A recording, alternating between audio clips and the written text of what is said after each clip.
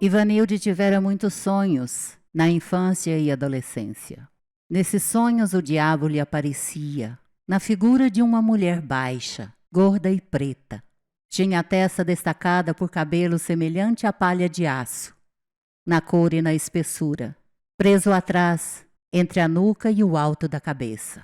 Rosto redondo, olhos rasos, numa cor indecisa, entre um amarelado escuro e um marrom claro. A boca exibia dentes estreitos, ajuntadinhos. Um deles era de ouro reluzente.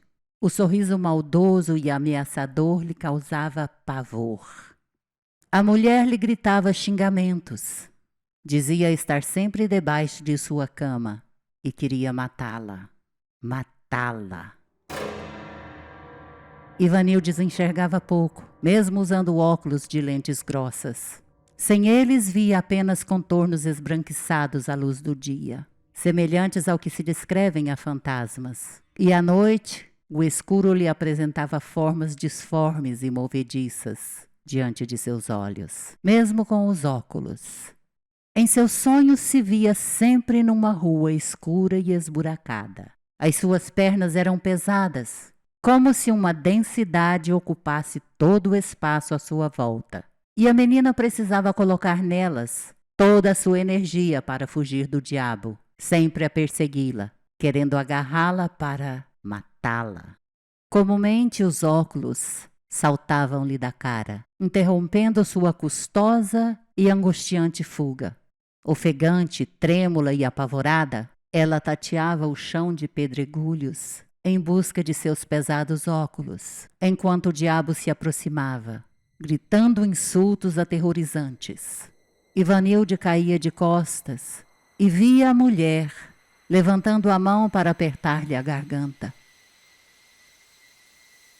Acordava sufocada, tateando desesperadamente a mesa de cabeceira em busca de seus óculos.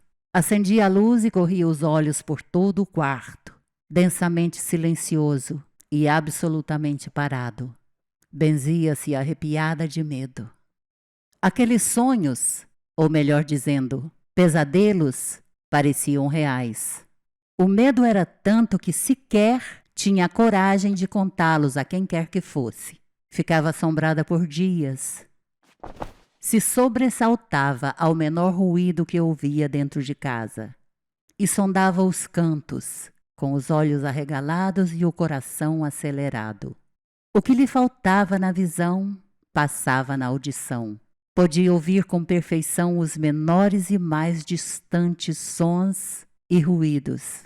Nem sempre conseguia distinguir todos, mas estava sempre atenta. Com o tempo, aqueles pesadelos foram se espaçando, e no florescer de sua juventude eles já haviam desaparecido, quase por completo. Entretanto, o estrago em sua alma já estava feito. Tinha pavor de ficar sozinha à noite no escuro.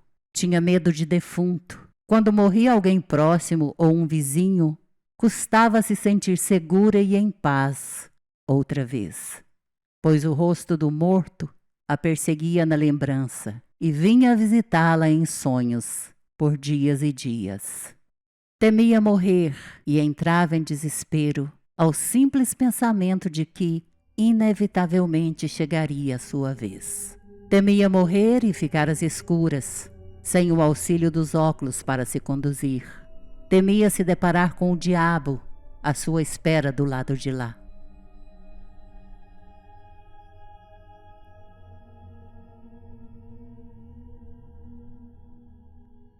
Quando pequena, costumava ir com o pai à missa aos domingos pela manhã.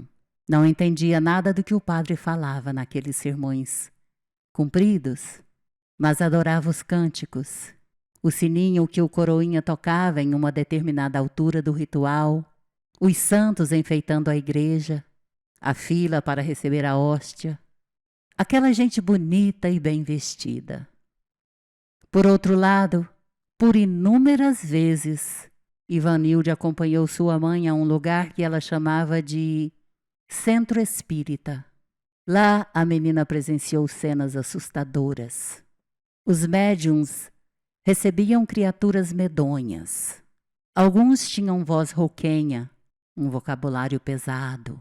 Outros se contorciam no chão, davam murros nas mesas, xingavam, urravam. E tinha também aqueles mais calmos, que davam conselhos, mas bebiam pinga e fumavam cigarros fortes. A mãe sempre conversava com uma mulher de roupa branca, mas a chamava de Pai João. O lugar tinha cheiro de vela queimada e de flores murchas. Ali se encomendavam todo tipo de trabalhos. Uns queriam fazer e outros desfazer. E Ivanilde só pôde entender aquelas cenas muito mais tarde, quando foi ficando moça e ampliando seus conhecimentos religiosos. Embora já tivesse experimentado uma grande confusão entre a igreja e o centro espírita, pois o contraste era imenso. Depois conheceu outras religiões. Encontrou pontos em comum em todas elas, mas ainda assim, nenhuma pôde dar alento à sua alma sedenta e amedrontada. Certa vez, ouviu falar de regressão a vidas passadas. Diziam que os traumas podiam ser curados, uma vez que a pessoa traumatizada detectasse a origem dele. E ela ficou com aquilo na cabeça, alimentando o desejo e a curiosidade de fazer aquela viagem ao passado. Pois então ela não estava traumatizada com o diabo na figura daquela mulher? Precisava se livrar daquele medo, daquela figura medonha, que fez dela uma jovem assustada e medrosa. Num jornal, viu uma nota de uma mulher que tratava de assuntos dessa natureza e, sem hesitar, marcou uma consulta. Enquanto esperou para ser atendida, deixou-se envolver inteira na música relaxante que preenchia a pequena sala de espera. Sentada na poltrona confortável, se desligou por inteira de suas preocupações, olhando para o Buda sorridente em cima do aparador, entre cristais de todas as cores, de uma pirâmide transparente e de um prisma quadrangular lilás. E quando entrou no consultório, teve a impressão de estar entrando numa outra dimensão. Expôs toda a sua história e marcaram a regressão.